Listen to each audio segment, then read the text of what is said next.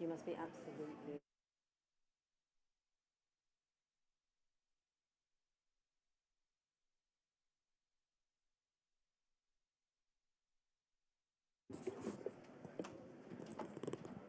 Welcome, ladies and gentlemen, to a very exciting event at one of the most important conferences anybody in their lifetime will have experienced.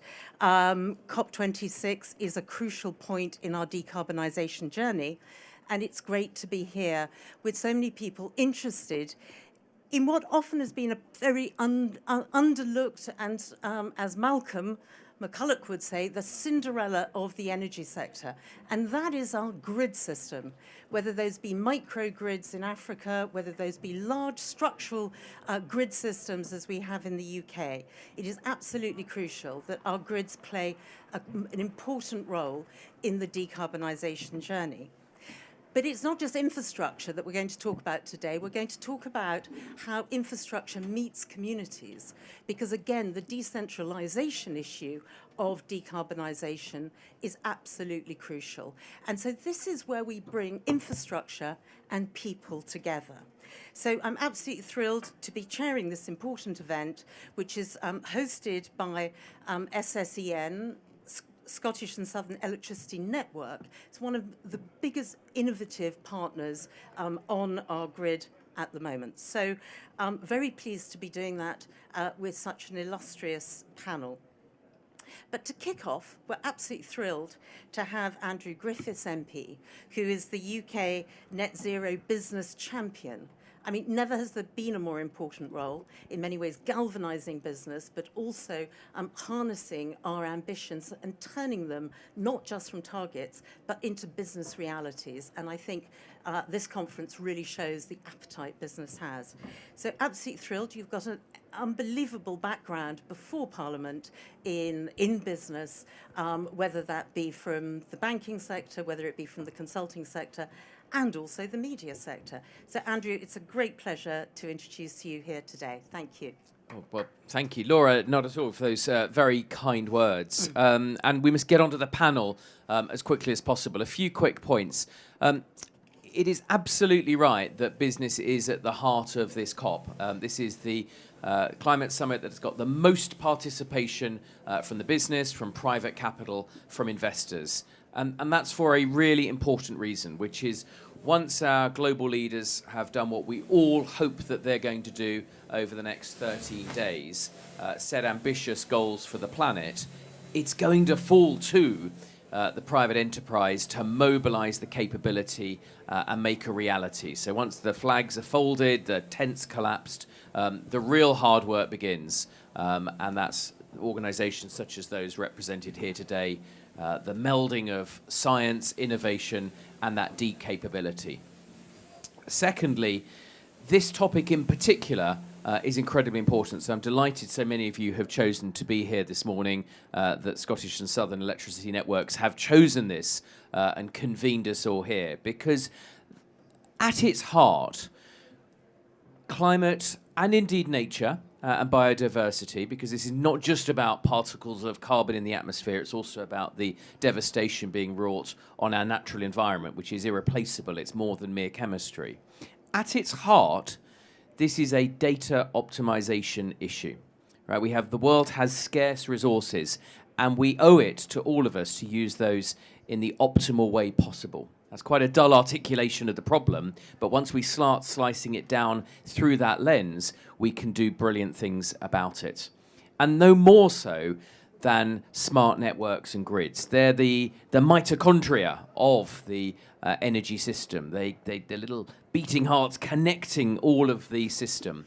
And anything that we can do to unleash technology, for government to play its role in setting clear, consistent and cogent frameworks is incredibly important. And then we can all get on with the job of connecting ourselves to a whole new system of energy, but in the most efficient way possible. So that was really my remarks, Laura, to thank everybody for being here, for putting together such an excellent panel, Scottish and Southern for being such a good and progressive partner of COP26, I've got to shoot upstairs and go and speak to the other beating heart of this industrial revolution, which is some of our small businesses.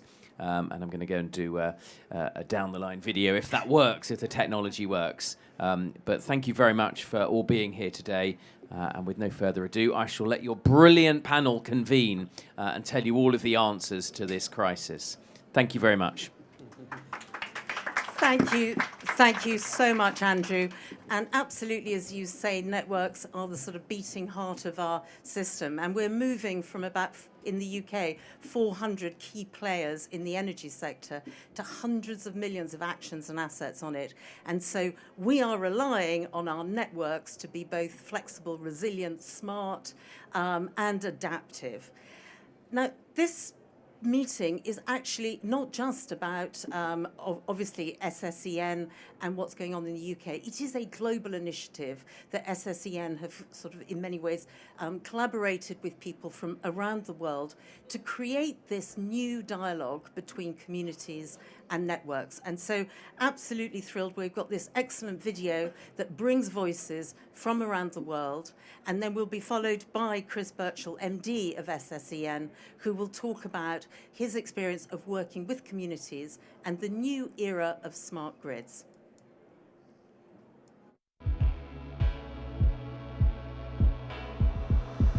Let's start at the beginning. Traditionally, you have a power station, it generates power, it comes across the national grid network, and it gets passed to the distribution network, and then we pass it on to you, the consumer, to use. And it's always been that one-way flow for years and years and years and years. Now, a smart grid is the next evolution. The potential for two-way power, where your car battery, solar panels, could put power back into the grid. By making temporary changes to the way that we use, store or generate power at the grid edge, we can help smooth those peaks and troughs in energy use. Encouraging people to use electricity at a time that is good for the grid. Smart grids are much more resilient. So if there's a fault, the technology detects the fault, the grid responds. And smart grids are going to be absolutely essential for the energy transition and to help deliver a net zero world. Climate change is going to affect everybody because carbon dioxide knows no boundaries. There is no more time to discuss and debate. We need to find a route and a path to bring the targets actually into a reality. We're at an absolutely critical point, and so we need to collaborate internationally to find global solutions to this global crisis. That's why SSE is delighted to be working with a number of other major operators to build an international community for local smart grids. We're all at different places in the development of our energy systems. Translating that back into our own communities, we can really accelerate our learning. The smart grid coordinates a whole heap of those decentralised technologies, whether they be EVs, batteries, PV on the roof, and allows those all to be harnessed to deliver that net zero outcome. And we want to work very closely with communities to understand the pace and the challenge and the needs. A solution in a rural part of the country may be very different to a solution in a city centre. So collaboration is a real opportunity for us to not do things hundreds of times and learn and share with each other. So that not only the grids are learning from each other, but the communities are learning from each other. The behavior of people has changed in terms of use of electricity. This is why we need to include them in this journey to be 100% sure we have included all their needs. We know where we need to get to. The question is, how do we get there and how quickly? But I think now there's much more awareness that we need many more technologies. Awareness that we need the smart grid to coordinate those technologies. A lot of the change in the energy transition that we'll see in order to help us get to net zero is going to take place on the electricity network. It's about local action and being able to enable and empower people locally. We've got to work together to find solutions that meet the needs of all those individuals, the businesses and the organisations and communities in a way that is also working for the network. We've got to collaborate, we've got to understand the challenges and the barriers that we all face if we're going to find solutions that work, and we've got to find solutions if we're going to tackle climate change.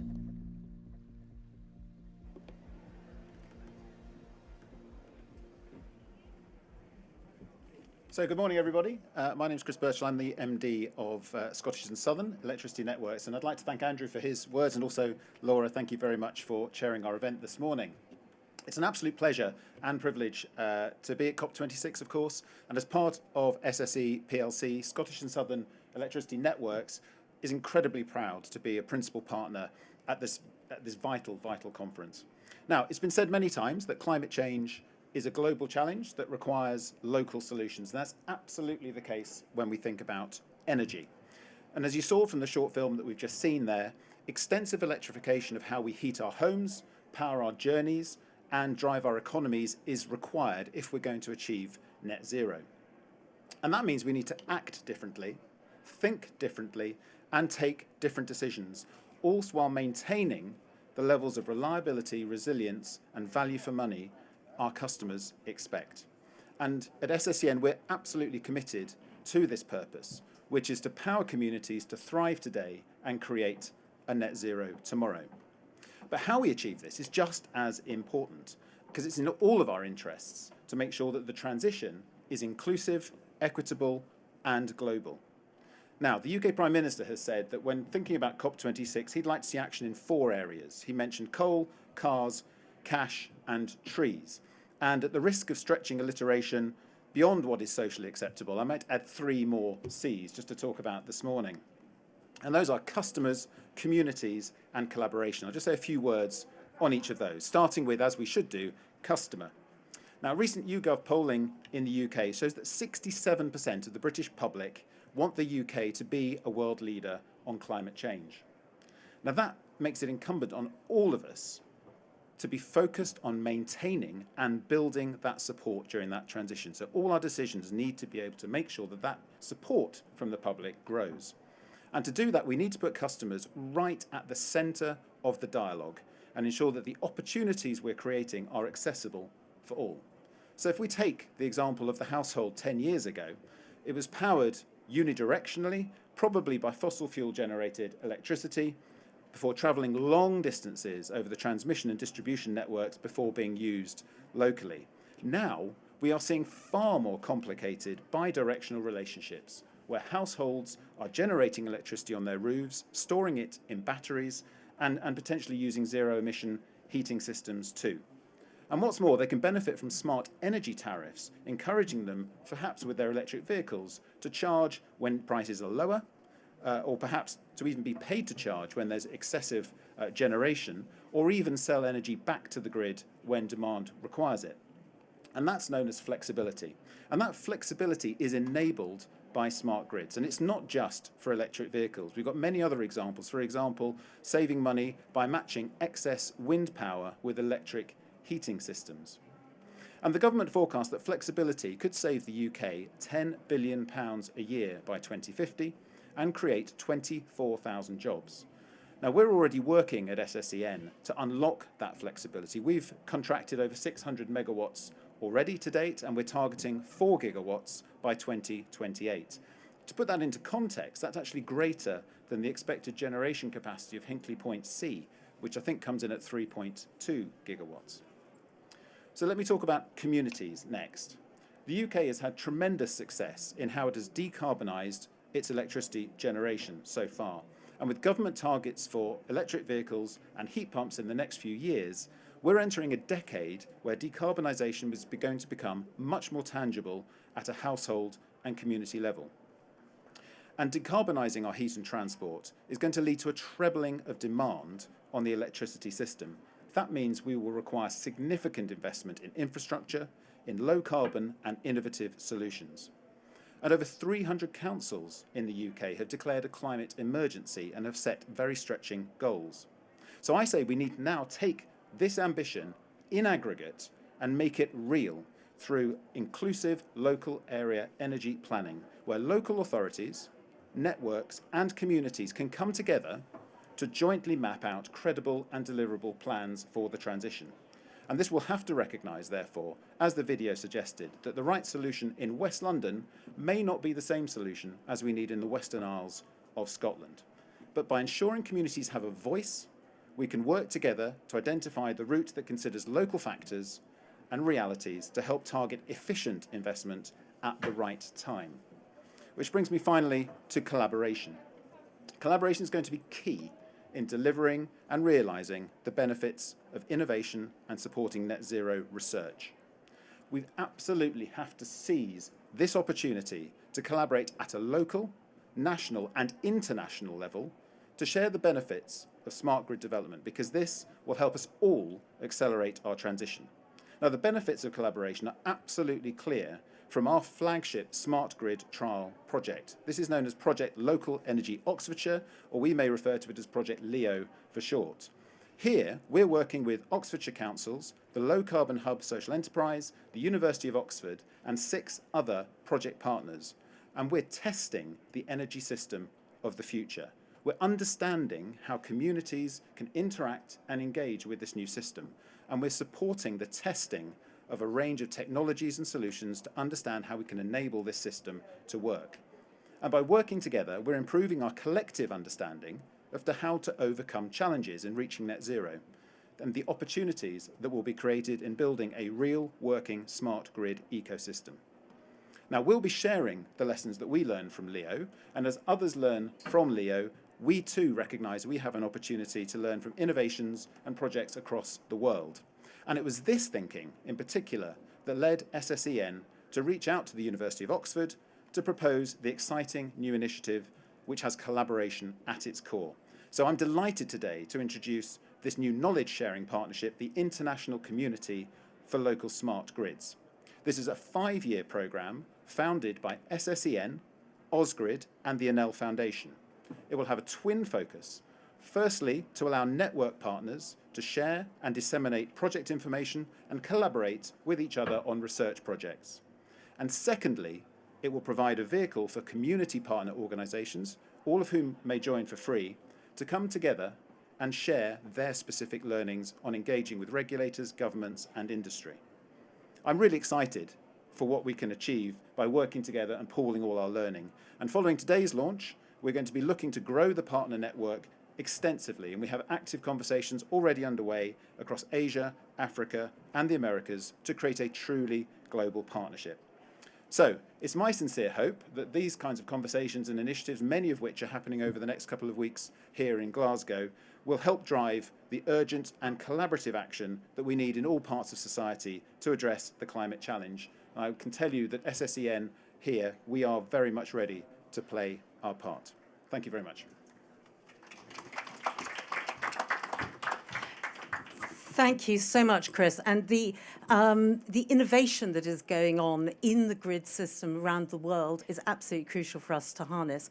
And as you rightly say, location, location, location, and people, people, people. And this is exactly how we're going to unlock the opportunity and the societal opportunity of flexibility. So absolutely thrilled to introduce Barbara, who's actually at the heart of the LEO project. And do introduce yourself, but also tell us about how the communities in Oxfordshire have actually engaged with this initiative and what we can learn. Thank you. My name's Barbara Hammond. I'm the Chief Executive of the Low Carbon Hub, which is a social enterprise working in Oxfordshire with all the 6 local authorities, with the 2 universities and with around 40 now community members of the Low Carbon Hub. The way we work is that we develop, own and operate renewable energy projects where the profit made from those projects after we've paid back shareholders is used to support our community members, but also used to help us act as an innovation catalyst in the county. And that has allowed us to provide the match funding to be part of the Project LEO consortium. We're incredibly proud to have got to a position where we can do that and to bring the community voice into the partnership that's trying to address this really crucial issue about how we make that change right at the grid edge, where the electricity system hits your own household or your own business. It's been an almost vertical learning curve for us taking part in this project.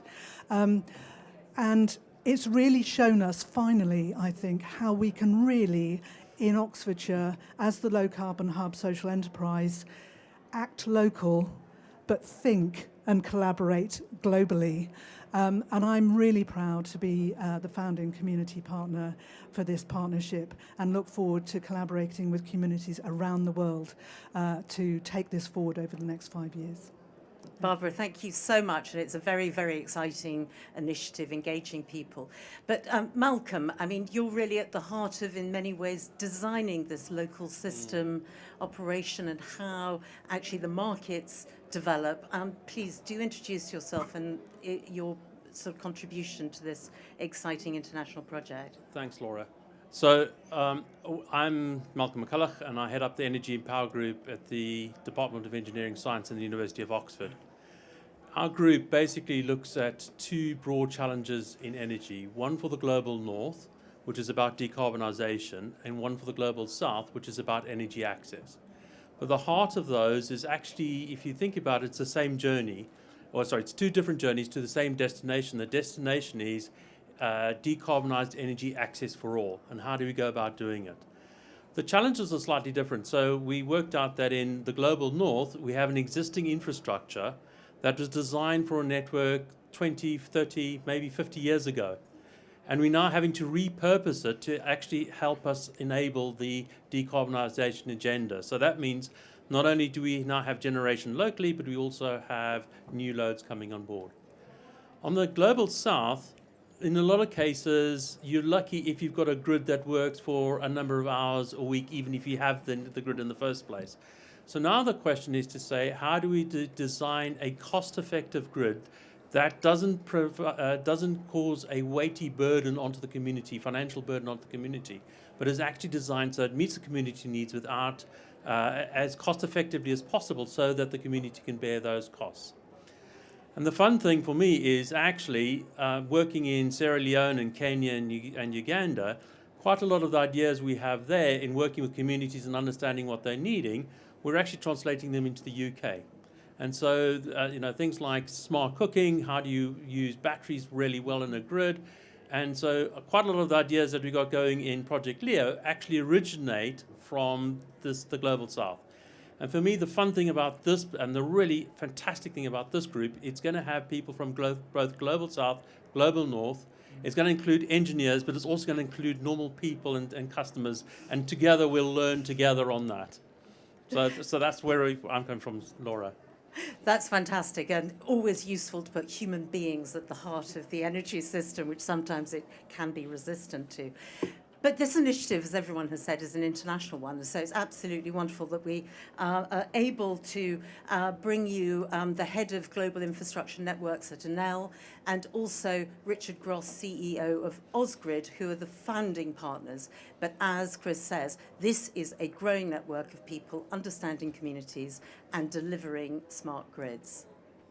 The international community for local smart grids, it's a very important initiative because in the long journey of modernization and transformation of the distribution grids, working together will be crucial because we can foster the best practice sharing in order to advance in the trajectory of the energy transitions, and also because we can cast better a spirit of innovation in our daily operations. This partnership is about working together, learning from each other. And it's much quicker to learn from the established project than initiate and set up and complete your own. It's more efficient and it will achieve better things faster. By collaborating with SSEN, we can learn so much from projects such as Project Leo, an exciting project, undertaking wide-ranging and innovative energy trials, seeking to accelerate the UK's transition to zero carbon. This partnership means we don't need to reinvent the wheel. And I look forward to seeing just how much we can learn from smart grid innovation across the globe, especially as more networks join us in this partnership. And look, we'll all face challenges at different points. And for example, Australia's networks can share the lessons that we've already learned, the good, the positive and the negative lessons about the grid impacts of PV technologies, which efficiently address the changes and challenges which high levels of solar present in the grid do, and how to maximise the capacity to host household solar. This partnership will give us a window of opportunity to learn what has and what hasn't worked, assisting customers to decarbonise. So in many ways, as those are the founding partners, but actually it's absolutely crucial that we talk about what communities want. And I'm absolutely thrilled to introduce the Honourable Rebecca Yay Camara, who's an MP from Sierra Leone and a climate activist. They need serious support in the area of renewable energy. They need serious support because, as you know, the livelihood of all of us as human beings depend on energy. Without energy, there are so many things we cannot achieve. If you talk about health services, we need energy. If you talk about growing our own crops, we need energy. If you talk about preserving our own food stuff, we need energy. You talk about cooking, we need energy. So in fact, women and children are the most vulnerable in this area. So we need renewable energy through the use of solar mini grids, or even using solar panels in each of the houses within our communities. If not, a lot of things are already going on that are not good for the community, that are not good for the atmosphere, they are not good for our health and all the rest of it. So we need solar powered renewable energy in our communities. I think that's a very powerful, in many ways, articulation of what Malcolm was saying about, in some ways, the different needs, but the common destination that we need to achieve. I wanted to start by also asking the panel, firstly, Barbara, what do you feel communities, I mean, do they understand energy, and what level of understanding do they really need to actually engage with this transition and in many ways engage with the network system that for possibly the first time has arrived in their lives? Yeah, that's a jolly fine question. Thank you very much indeed for that. I think the short answer to the first question is that you cannot underestimate how little people know about the energy system and how it works. And in Project Leo, it's taken us about 18 months to work out how to explain the grid edge to the people who live there. They haven't needed to know about it until now. But if we are going to get the penetration of EVs and heat pumps right in our houses and outside our houses, they are going to need to, everybody's going to need to understand how to plug and play with that. And we need to get to a point where we can plug and play. And we seriously can't at the moment. It's much more complicated at the moment. And so the general run of people need the plug and play, but there are key community champions who need to understand more because they can galvanise their local population to welcome the changes that are developed for their needs. And that's really what this partnership is about. It's the general global solutions that are tailored for your individual place. We can't get away from that. We need that. And in many ways, what you're saying is that the community customers are force multipliers or potential brakes if they're not engaged effectively. Absolutely. And they're not brought on to, in many ways, understanding at the level that they probably plug and play. Absolutely. And the question we get asked all the time is, what can I do to help? We need to have that answer. Yeah. Now, Malcolm, you're a fabulous, globally well-known engineer. When it comes to actually coming up against human beings and people and how they actually change systems, which is actually really important because customers do change the business models of their suppliers. What have you learned specifically about this community project and how one can actually scale? So at the end of the day, the network allows people to share assets. And that's something that a lot of customers don't really realize, is that by connecting together, we can share, for instance, the generation assets that was provided nationally, but now also by your neighbors, we can kind of share those assets. And so the really interesting point that's evolving in this space is that people are recognizing that they can not only use energy to improve their lifestyle, so for instance in the global south, they can also use the assets that they have, such as being even starting to be a little bit more flexible. They can actually improve the quality of energy generation, energy usage for their local community. So to give an example is that, one of my passions is, for instance, is to get to the point where cooking on PV is cheaper than charcoal in the whole of Africa.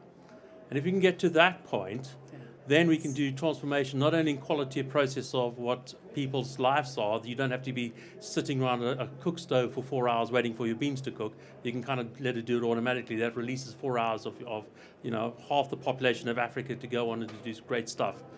But also it will make a fantastic change to deforestation and global impacts of carbon emissions from forests in an unsustainable way. But to do that, the grid now has to understand how do we enable that to happen in a cost-effective way. So it's by sharing those resources, so that we know that not everybody cooks at the same time. So that actually means we can use as a smaller grid, a more cost-effective grid to do that. If you come here, we've got exactly the same problem where we're moving from providing electric vehicles. And that's the same problem where if everybody turned the electric vehicle on at the same time, that's going to cause us a problem when we get to full electrification of EVs. But if we can do it in a smarter way, where the customer doesn't know what's happening, but behind the scenes, that service is enabled, that'll transform what we can actually do with our existing infrastructure. Fantastic. Chris, you must, and your team must have learned a lot about from the engagement that you've done with the LEO project. But and what do you think has changed within how SSEN looks at the customers at the edge of the grid? And what do you think are the sort of core learnings that, in many ways, you would share with other partners internationally? Yes, thank you, Laura. So I think Barbara started in the right place, actually, which is very much around information and awareness. There's a huge amount of work to do to make sure that people understand how the network is set up and what their opportunities are to participate. And it's the participation and the engagement that I think is really key. Not everyone will wish to do that. So I think the second point for us is not only how do we improve awareness for people, but how do we make it simple? Particularly for those that perhaps aren't technical or don't wish to necessarily engage in the detail, because some of this is quite complicated stuff. So we need, as network operators, to make sure, working with partners and communities, that we can translate that complexity into something that is simple to engage with, which takes me to the third point, which means that simplicity will depend on information and data, and understanding our networks and understanding what is going on in each community, so that we can set expectations, we can anticipate when we'll need to invest and improve the capacity of our network, but also how we can engage with communities in terms of what their opportunities are to connect and the pace of connection and so forth. That's a slightly different approach, actually, from where we have been, and that key digitalization and data-rich world that we're entering into now is a key development for us that we're working on over the next few years. I'd like to sort of ask a further question, because in some ways, those countries that have sort of large infrastructure networks, they've looked at customers all as if they're all the same. Right. Actually, now there's a totally different relationship with different needs for different customers. And I wonder whether your team has changed in terms of who they are, how they're engaging, and what their mentality is in terms of, from your experience with the LEO project. Yeah, well, to be honest, I think when you start to look more deeply into the transition opportunities of smart grids, we often look at the positives and all the exciting things that can happen. But there's also many risks with the transition too. And I think one of the key things that we have learned is that there are new vulnerabilities or new disadvantages, perhaps, that can be presented to different customers. And one of the key facets that we have in mind is that this transition has to be fair, it has to be equitable. We cannot leave any customers behind. And there are new challenges that comes with that. And the classic one in the UK is around electric vehicles and charging points and the accessibility of those depending on where you live, the nature of your home, whether it's on street, off street, and so forth. That creates new vulnerabilities. And we need to understand all of that. And we've been working and studying as SSEN to look at where do new problems arise as a result of the energy transition, so that we can anticipate that and include that in the learning for some of the projects that we have underway. So in many ways, what we're talking about is both infrastructure and communities on a listening and learning from each other. And that is a very, very exciting sort of symbiotic relationship that has in some ways been very distant in the past. But why we're here today at COP is because we need to make change. And so we've asked our partners internationally, and then I'll ask the panel, what do we really need to do? What do we need to see in the next 5 years that has absolutely systemically changed our system? Because we do not have time. Time is running out. And it is in many ways these wonderful network companies across the world who are going to be great enablers. So I would hand over back to our colleagues in If I have to select a visible major achievement to celebrate in one of the future COPs, maybe in 5 years, I would select definitely the emergence of the flexibility market, so allowing the distributor to become a real DSO, and also, let's say, a better engagement between local communities and their distributors, so to have the local communities more at the center of the initiatives of the distributors all around the world. While working in our service territories, servicing our customers all around the globe, if we work together, we can achieve better results. I want to see in the next 5 years affordable renewable energy in all of our communities, in our countries, and especially in Sierra Leone. My and Ausgrid's hopes for the next major COP in 2026 are twofold. First, grids and networks, my hope and strong ambition is for the smart grids to have delivered significant and material progress towards zero carbon by 2050. And for customers, my hope is that we've empowered customers, given them choices, paving the way to DER and EVs and green technology, and to be a part of everyone's daily life. We want to make things simple so customers can make the best choices to keep their bills down and decarbonise the economy. Thank you from both Ausgrid and also Anella's very interesting because they've got a huge footprint in South America too, so it's a very global company. So I pass this back to the panel, and Barbara, if you woke up in 2026, what would you like the local energy Oxfordshire to really feel like? A partnership and a dialogue. It's taken us a long time to learn how to speak SSEN, and for SSEN to start learning how to speak. They should be speaking your language. They are, and I want that to be a habit, so that we're finding the opportunities and the solutions and solving them, and those partnerships to be ingrained, and for the leaders coming together for the next major COP to be talking as much about what the local plans that they're building their national targets are, rather than the national targets with no real discussion about the local level. Yeah. And I think that is also a challenge to policymakers because they love top-down. Here we have one silver bullet. And in many ways, this is a very textured sort of patchwork of different solutions that are going to have to be built up. And you're part of that patchwork. Malcolm, wake up, 2026. Tell me, what does it look like and what's been achieved? Well, I'd like to just go back to my analogy of the journey and that we've gone together, both global north and global south, a long way down the journey to have affordable, decarbonised energy accessible for everybody. And we know behind the scenes it's going to be much like a smartphone. It's going to be really complicated behind the scenes. But as far as the end user, the customer, the normal person sees, it just works. And we need to get to that place. And I think that, by understanding each other's, that's the communities and the networks, understanding each other's capabilities and risks and concerns, we will get there together. And I can see this happening both in the global north, working with partnerships like this one, but also in the global south, where we're working with mini grid operators all the way up to national operators. So that's my view, is to have a long way down the road of decarbonised energy that's easily accessible for everybody. That's my hope.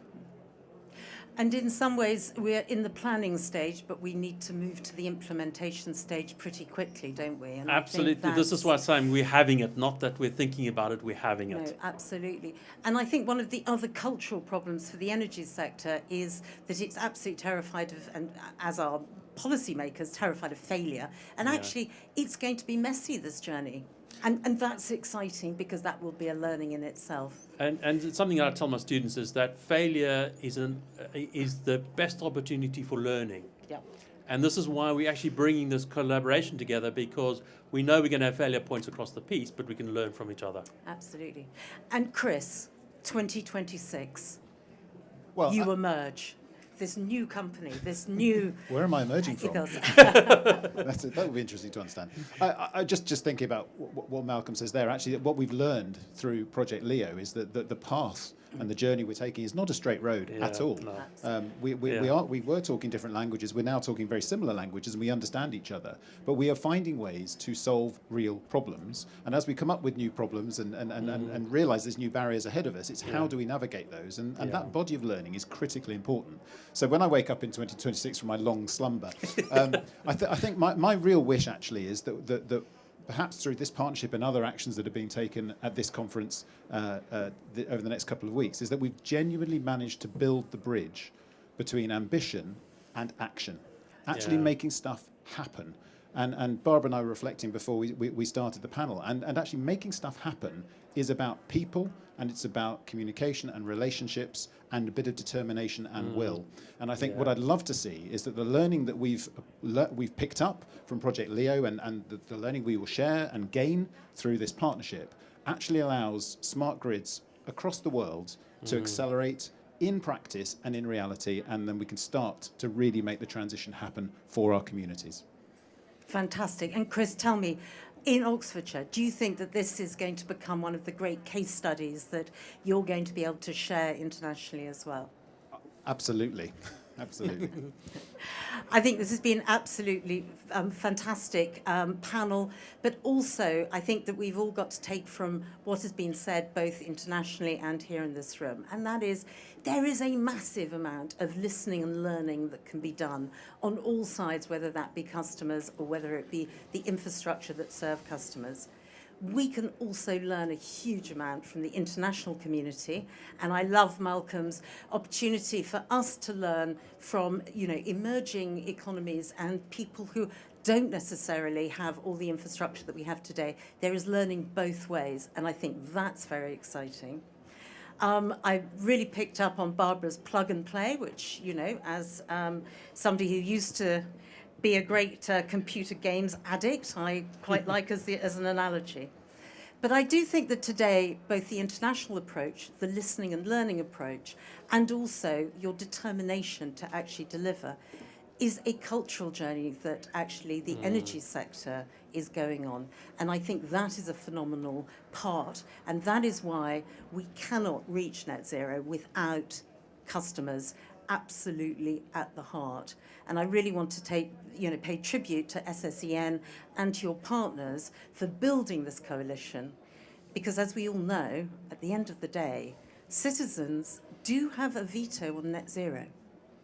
If we don't get this right and we don't shape it around customers' needs, we're going to find a lot of barriers and a lot of breaks. And to be frank, I don't think the planet's got time to wait for that. So thank you so much, SSEN. Thank you so much, Barbara and Malcolm, and all our international partners. Thank you. Thank you.